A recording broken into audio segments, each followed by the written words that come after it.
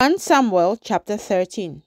Saul reigned 1 year, and when he had reigned 2 years over Israel, Saul chose for himself 3,000 men of Israel.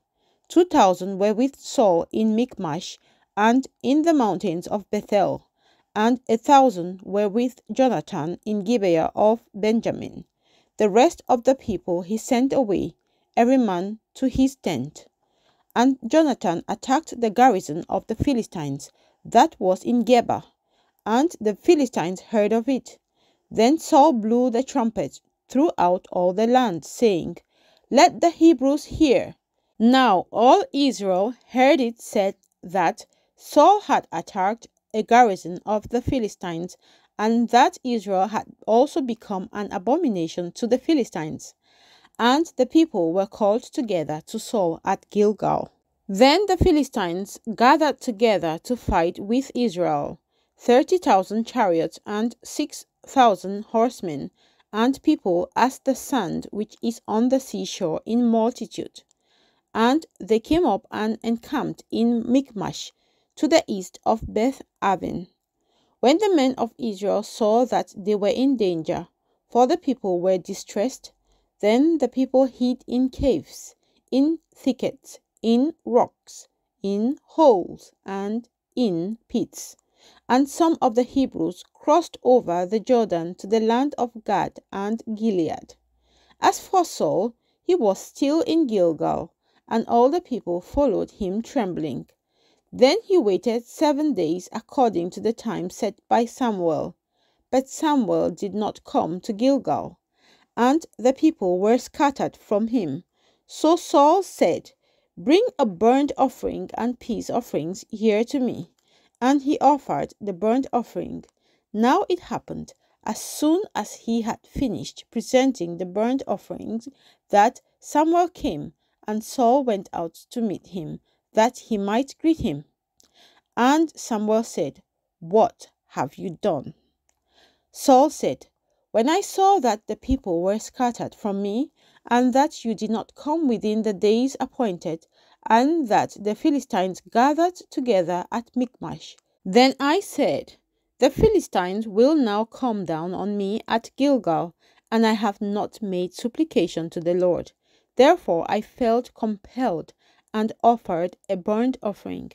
And Samuel said to Saul, "You have done foolishly. You have not kept the commandment of the Lord your God, which he commanded you. For now the Lord would have established your kingdom over Israel forever. But now your kingdom shall not continue.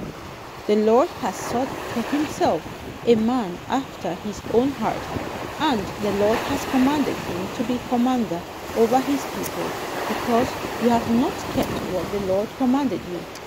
Then Samuel arose and went up from Gilgal to Gibeah of Benjamin, and Saul numbered the people present with him, about 600 men. Saul, Jonathan his son, and the people present with them remained in Gibeah of Benjamin. But the Philistines encamped in Michmash. Then raiders came out of the camp of the Philistines in 3 companies. One company turned onto the road to Ophrah, to the land of Shoal. Another company turned to the road to Beth-horon, and another company turned to the road of the border that overlooks the valley of Zeboim toward the wilderness. Now there was no blacksmith to be found throughout all the land of Israel, for the Philistines said, "Lest the Hebrews make swords or spears." But all the Israelites would go down to the Philistines to sharpen each man's plowshare, his mattock, his axe, and his sickle, and the charge for a sharpening was a pimp for the plowshare, the mattocks, the forks, and the axes, and to set the points of the goats. So it came about on the day of battle that there was neither sword nor spear found in the hand of any of the people who were with Saul and Jonathan, but they were found with Saul and Jonathan his son. And the garrison of the Philistines went out to the pass of Michmash. 1 Samuel chapter 14. Now it happened one day that Jonathan the son of Saul said to the young man who bore his armor, "Come, let us go over to the Philistines' garrison that is on the other side." But he did not tell his father, and Saul was sitting in the outskirts of Gibeah under a pomegranate tree which is in Migron. The people who were with him were about 600 men. Ahijah the son of Ahitub, Ichabod's brother, the son of Phinehas, the son of Eli, the Lord's priest in Shiloh, was wearing an ephod. But the people did not know that Jonathan had gone. Between the passes by which Jonathan sought to go over to the Philistines' garrison, there was a sharp rock on one side and a sharp rock on the other side. And the name of one was Bozez, and the name of the other Sine. The front of one faced northward opposite Michmash, and the other southward opposite Gibeah. Then Jonathan said to the young man who bore his armor, "Come, let us go over to the garrison of these uncircumcised. It may be that the Lord will work for us, for nothing restrains the Lord from saving by many or by few." So his armor-bearer said to him, "Do all that is in your heart. Go then, here I am with you, according to your heart." Then Jonathan said, "Very well, let us cross over to these men, and we will show ourselves to them. If they say thus to us, 'Wait until we come to you,' then we will stand still in our place and not go up to them. But if they say thus, 'Come up to us,' then we will go up, for the Lord has delivered them into our hand, and this will be a sign to us." So both of them showed themselves to the garrison of the Philistines. And the Philistines said, "Look, the Hebrews are coming out of the holes where they have hidden." Then the men of the garrison called to Jonathan and his armor-bearer and said, "Come up to us, and we will show you something." Jonathan said to his armor-bearer, "Come up after me, for the Lord has delivered them into the hand of Israel." And Jonathan climbed up on his hands and knees with his armor-bearer after him, and they fell before Jonathan. And as he came after him, his armor-bearer killed them. That first slaughter which Jonathan and his armor-bearer made was about 20 men within about half an acre of land. And there was trembling in the camp, in the field, and among all the people.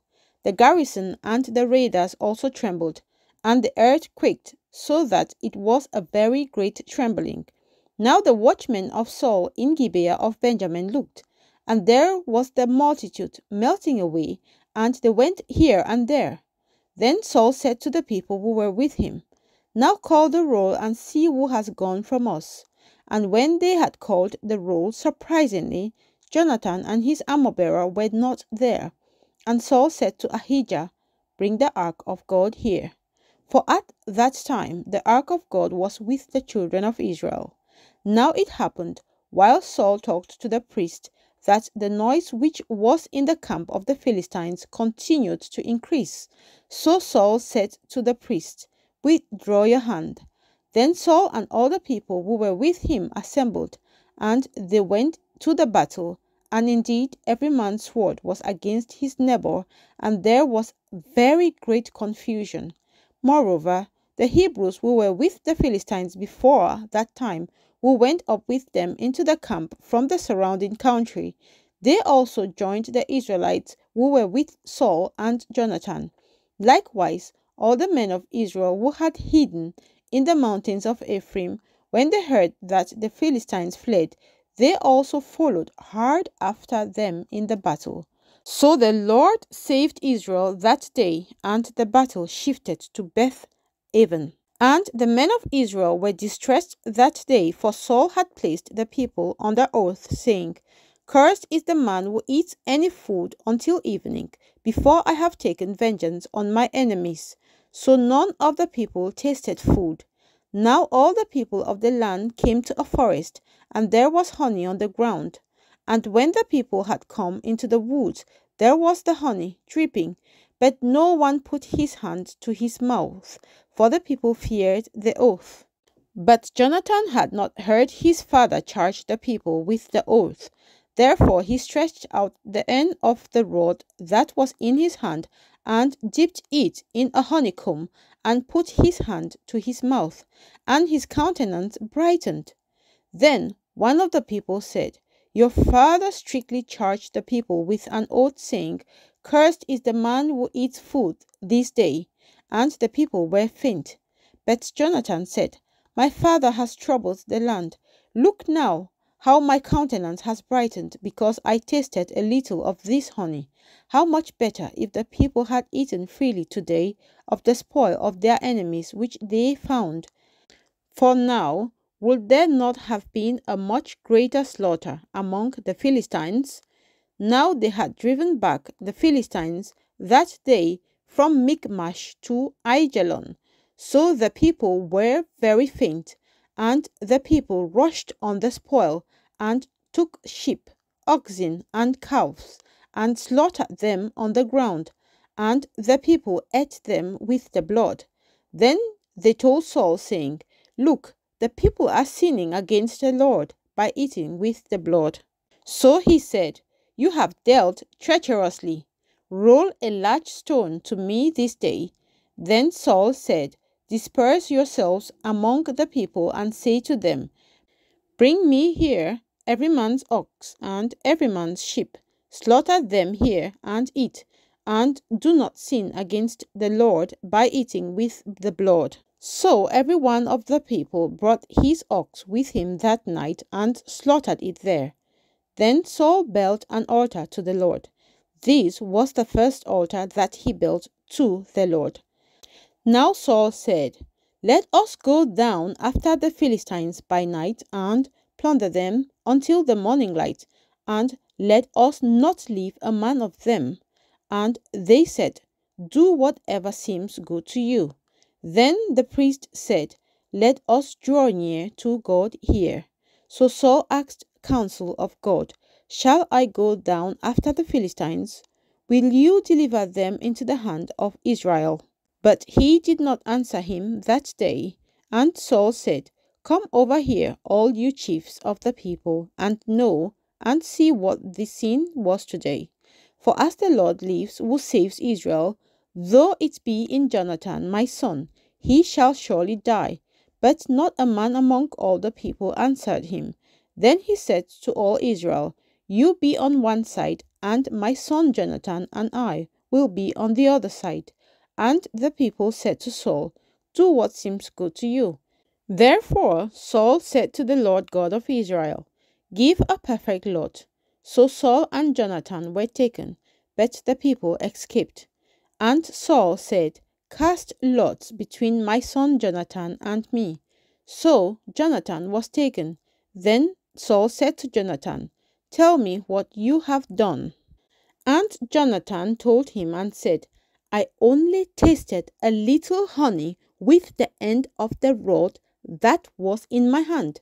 So now I must die? Saul answered, God do so and more also, for you shall surely die, Jonathan. But the people said to Saul, Shall Jonathan die, who has accomplished this great deliverance in Israel? Certainly not. As the Lord lives, not one hair of his head shall fall to the ground, for he has worked with God this day. So the people rescued Jonathan, and he did not die. Then Saul returned from pursuing the Philistines, and the Philistines went to their own place. So Saul established his sovereignty over Israel, and fought against all his enemies on every side, against Moab, against the people of Ammon, against Edom, against the kings of Zobah, and against the Philistines. Wherever he turned, he harassed them, and he gathered an army and attacked the Amalekites, and delivered Israel from the hands of those who plundered them. The sons of Saul were Jonathan, Jeshui, and Malchishua, and the names of his two daughters were these: the name of the firstborn, Merab, and the name of the younger, Michal. The name of Saul's wife was Ahinoam, the daughter of Ahimaaz, and the name of the commander of his army was Abner, the son of Ner, Saul's uncle. Kish was the father of Saul, and Ner, the father of Abner, was the son of Abiel. Now there was fierce war with the Philistines all the days of Saul, and when Saul saw any strong man or any valiant man, he took him for himself.